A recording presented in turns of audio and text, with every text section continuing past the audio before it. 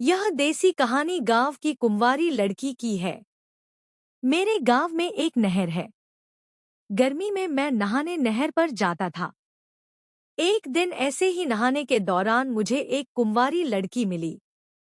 दोस्तों, मेरा नाम सुमित है। मैं मणिपुर का रहने वाला हूँ। अभी मैं जयपुर में रहकर रेलवे के पेपर की तैयारी कर रहा हूँ। मेरे परिवार में हम 2 भाई और माँ पापा है। माँ हाउसवाइफ है जबकि पापा किसान है। हमारे पास 30 बीघा जमीन है जो बिल्कुल नहर के पास है। मेरी उम्र अभी 22 वर्ष की है। मेरी हाइट 5 फीट और 10 इंच है। शरीर से पूरा हट्टा कट्टा हूँ। दिखने में भी ठीक हूँ। मैंने सोचा कि अपने जीवन की एक घटना आप लोगों के साथ शेयर करूं। जो कहानी मैं आप लोगों को बताने जा रहा हूं, वह आज से करीबन 2 साल पहले की है। मेरा घर गांव में पड़ता है, जहां पर मेरे घर के पास से ही एक नहर निकलती है। गर्मी के दिनों में हम नहर में सुबह शाम को नहाने के लिए अक्सर जाया करते हैं। दोपहर में नहर में लड़के नहीं नहाते, तो हमारे पड़ोस की लड़कियां दोपहर में नहा लेती थी, क्योंकि लड़के उस टाइम वहां पर नहीं होते थे। इसी तरह एक दिन मैं घर पर बैठा बैठा बोर हो रहा था, तो मैंने नहर में नहाकर आने की सोची। दोपहर के समय मैं घर वाले सो रहे थे, तो मैं नहर पर नहाने आ गया।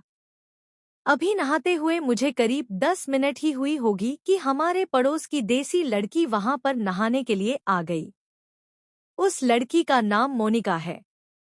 रंग से गोरी है और कमर पतली है, बिल्कुल, और बहुत सुंदर है। वो जब नहर पर आई तो मैं नहर में तैराकी कर रहा था। वो नहर पर आकर अपने कपड़े में ही नहाने लगी, क्योंकि गांव में देसी लड़कियां सलवार कमीज में ही नहाती थी। नहर में वो मुझे पानी में डुबकी लगाकर तैरता हुआ देखकर मुझसे बोली, मेरे को भी तैरना सिखा दो। मैं उसकी बात पर थोड़ा हैरान सा हुआ, क्योंकि हम दोनों कभी इसके पहले इतनी खुलकर बात नहीं की थी, और वह भी ऐसे अकेले में। आज से पहले कभी भी मैंने उसे इस वाली नजरों से नहीं देखा था। मैं उसके कहने पर उसको तैराकी सिखाने के लिए राजी हो गया। वो मेरे करीब आई और पानी में गोता लगाने लगी। मैंने उसको अपने हाथों में थाम लिया ताकि वह नीचे डूबे नहीं।